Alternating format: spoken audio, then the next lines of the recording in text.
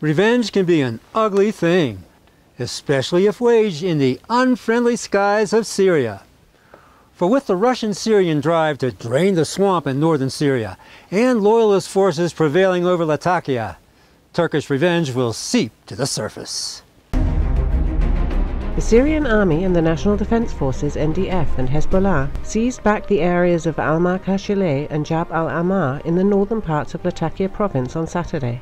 The Syrian forces pushed back the militant groups and restored full security to Al-Ramaliyah and Al-Qidra hills. Looks like Turkey's ambush of Russia's plane was planned payback due to Russia's devastating strikes on Erdogan's Syrian Turkmen rebels and allied Chechen jihadists in North Latakia.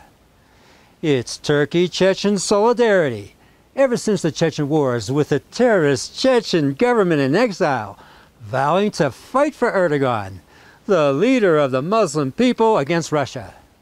And saying you're sorry is not what the Sultan is all about. Was it a mistake? And will you apologize? Well, I think if there's a party that needs to apologize, it's not us. Those who violated our airspace are the ones who need to apologize. Liar. It's your F-16 that violated Syria's airspace when shooting down Russia's plane. And the U.S. and NATO know this. At minimum, they would have the heat signatures of the aircraft involved. Putin has accused you of effectively stabbing him in the back, I think is the line he used. And Turkey as being an accomplice of terror. This is pretty fiery stuff, isn't it? If Mr. Putin is saying that we are cooperating with Daesh, that we are accomplices, I think that will be a huge mistake. And Russia is not engaged in a fight against Daesh in Syria. On the contrary, they are actually targeting moderate opposition. It's those moderates who celebrated their war crime when machine gunning the Russian pilot as he parachuted from the ambushed plane. How is it that these Turkmen brigades, their leader, a Turkish Grey Wolf terrorist, knew the exact time of the shootdown? How is it that their cameras, video venues, and script were ready to go? Looks like coordinated and premeditated revenge.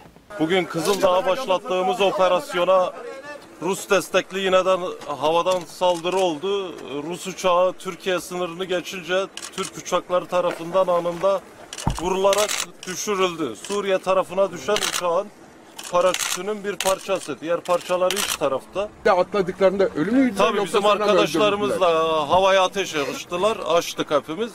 Havada öldüler hepsi. And when Putin called Turkey an accomplice of terrorists, he knew the place and the players. В этой связи хочу сказать, что мы слышим сейчас о неких племенах, близких для Турции, туркоманов и так далее.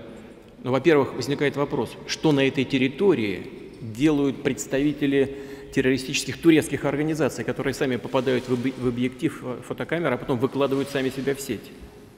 Второе, что на этой территории делают выходцы из Российской Федерации, которые находятся у нас в розыске за совершенные преступления, которые точно относятся к категории международных террористов. Erdogan lets them through. He's been harboring these Chechen criminals for years. And he's not happy seeing his stolen Syrian oil empire going up in smoke. Теперь, что касается нефти, да, вы спросили, и о том, что она якобы на территории Турции уничтожается. Я вот на двадцатке, кстати, в Турции, в Анталии, показывал фотографии, я уже говорил об этом публично, сделанные с высоты 5000 километров нашими летчиками. Автомобили, перевозящие нефть, выстроены в цепочку и уходят за горизонт.